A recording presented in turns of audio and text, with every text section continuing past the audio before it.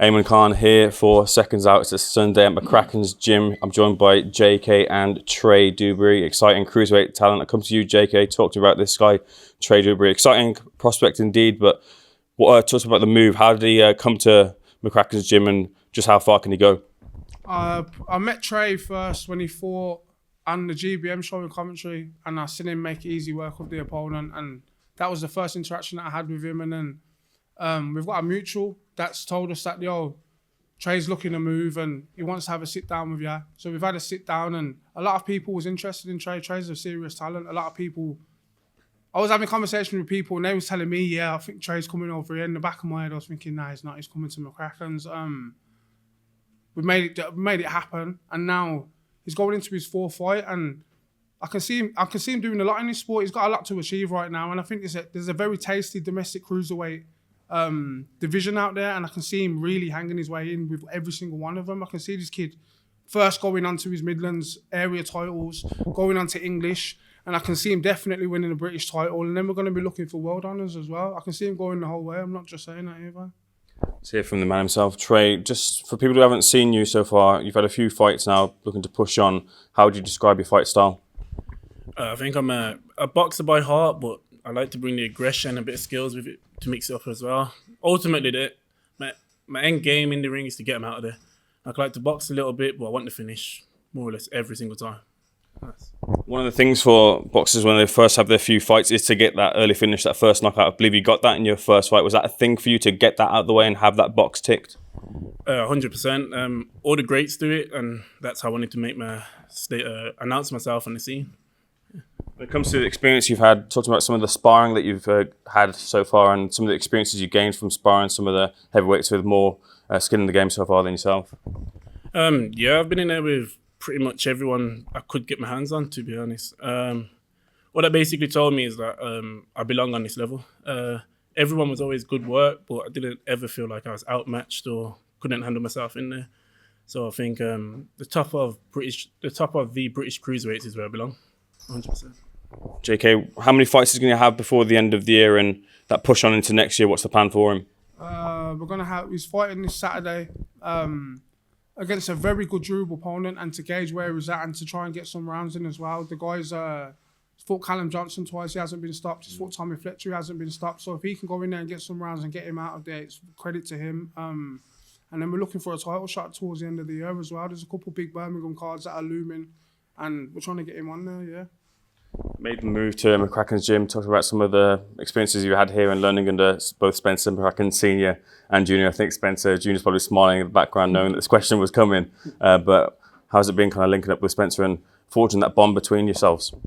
It's been great so far, to be honest with you. When you speak of Birmingham boxing, and the McCrackens are at the forefront. And getting in and amongst with the McCrackens has been absolutely amazing for me. You never know it all, and they show me something new every time I'm working with Spencer, so I can't complain. I'm over the moon so far. I think the stuff they're adding, I think the fans are going to love what they've done with me, and we're going to put on a performance next week, and then everything will show itself in time, yeah. If we rewind back to before you laced on the gloves, what got you into boxing in the first place? What was the motivation? What was the spark to get you into the sport? To be fair, majority of it comes from my dad. Back in the day, my dad, pretty high-level amateur a few years ago.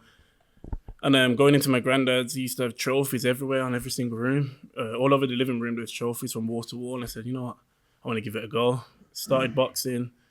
Dave used to take me to one of the other gyms to spar a few pros, and I'd done all right. I was like, you know what, I think I've got something here. And then we just kept building and building. I had a good run in the amateurs, and then I thought, you know what, let's go all the way and see how far we can take it, basically. What about some of the influences in terms of some of the boxers that you watched? Who did you pick up a little bit of their game and added into your own style? My favourite fighters are people like Mayweather, of course. I love Mike Tyson, Roy Jones Jr. I like the flair that these guys bring to the ring. And it was always a show. And basically, they're the top three for me. Yeah. Is there any fighter that you're looking to spar and get experience from? You said that you kind of been in with quite a few people, but is there anyone you've got in your mind, any target you've got in your mind to kind of pick the brain of? Cruiserweights. Yeah. Some lined up, to be fair. Got some good sparring for him lined up. Some very good sparring for him lined up. Who would you rate as probably the best cruiserweight at the moment, either domestically or in the world? Right now, Domestically, it's billam-smith, isn't it? Think so. Yeah, domestically, the British cruiserweights, I'd say billam-smith's at the top right now. And definitely, if he has a great performance coming up, then it will prove it as well. What are your thoughts on that fight with Chris billam-smith and Zeddy Ramirez? Have you got your eye on that one? What do you think happens in that fight? you have to back our man, so I'm rooting for billam-smith all the way. Another fellow Brit, hopefully he goes over there and does the job on him. Yeah. As a cruiserweight, I imagine you don't just mix it with the cruiserweight, do you spar up at heavyweight as well? Have you sparred many of the heavies too? I sparred a few heavyweights, mainly in the amateurs, but I'm open to spar anyone, so heavyweight to light heavyweight doesn't matter for me. We get some of your thoughts in on the wider sphere in boxing, the heavyweight scene as well too. AJ, big loss for AJ against Daniel Dubois. What do you think of that fight, and what do you think of a potential rematch with him? I thought it was a great fight. Dubois is definitely a problem. Great jab, and he give anyone a problem, to be honest with you. But I'd imagine a rematch would probably go the same way. Like, Dubois is the younger guy, he's only getting better, and he's believing in himself now, so it's going to take something, a formidable force to stop him, and I don't think that's Joshua right now. Jay, you feel the same way? Bro, I got mad egg on my face from that, bro. I was on your channel saying AJ's going to bang him out in 3 rounds, bro. I ain't got much to say about that, but you can't knock the ball. I'm happy for him, man. Smashed it. Do you think that AJ versus Fury fight does happen now? I think if Usyk beats Fury again, yeah. I think if Fury wins, I don't think it happens. I don't think it even makes sense. But I think if Usyk beats Fury, it still makes sense to do that big, massive showdown. They could still sell out stadium with it.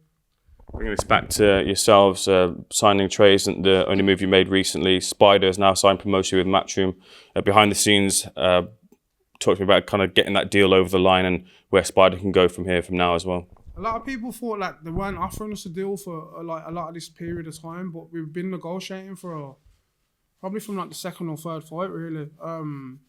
We had demands and we got it matched what we wanted in the end, and I'm happy for him, and it's a big statement because a lot of people were doubting what I was doing with him. A lot of people tried to step in at times. A lot of people tried to give ill advice to them lot, and them brothers always stuck with me and solid with me, and they trust me, and I can feel myself being a part of that team for the rest of his career. Do you know what I'm saying? So I'm happy we've got that over the line, and it's a good relationship that I've built there as well. And the plan is to take him to one of the big promoters and get him involved as well. It's like securing these lot's futures. This is what we've opened this gym for. This is what we've done this for. You get me? So to be able to help Spider and now to be able to help Traie, it's very fulfilling, and I'm enjoying this whole like journey of my life that I'm doing.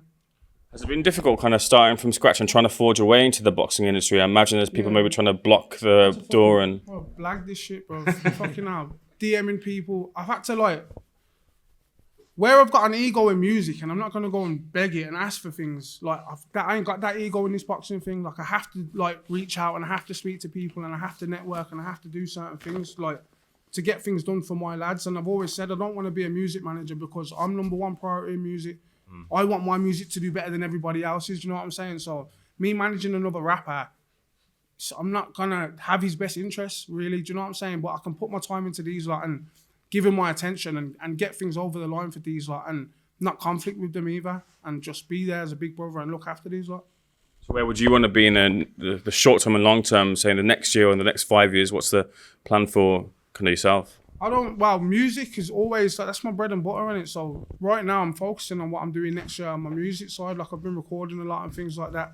But I've also been setting up with these, like setting up plans with these, like what we're going to do with them over the next 12 months. And we've got some serious plans, and I'm not trying to get too much on my plate. I don't want 10 fighters. Like there's been a couple of, like Spider was always my first person that I've ever done this thing with. But in Birmingham, there's 2 people that I've always had my eye on, and he's one of them. Do you know what I'm saying? And I'm not trying to invite too much more because I don't think same time again, I'm not going to have 10 people because I can't give 10 people my time and things like that. Like, I know I can look after a few people though, so maybe expand by 1 fighter, I'd say, max in the next 12 months. And then, yeah, just give these like my full undivided attention and make sure they go all the way. And make sure that they're secure and they're financially secure for the rest of their life as well. A couple of things before we sign off. What's the best piece of advice that you've got so far in the professional games? Anything that sticks out your mind from anyone, whether it be from family, whether it be from someone in this gym or elsewhere, even not even in boxing? What's something that's kind of stuck in your mind as to that you've kind of practiced and exercised? Essentially, just keep going. So things are gonna happen. Everything you're not gonna like everything that you have to do. You're not gonna like every piece of advice that you're given. Just keep going, stick at it, and stay the journey. Like literally, just stay on it, stay focused, and keep going. You're gonna have ups and downs. You're not gonna like every day. You're gonna have moments where you don't want to do it. Just keep going, keep going, keep going. Some parts of training that you don't like? Oh no, I like it all. Yeah, I literally like it all. Body bag with Spencer. I'm sure Spencer doesn't like that. Traie, I'll let you sign up. For people who are watching this interview who want to follow your journey, where can they find you on social media?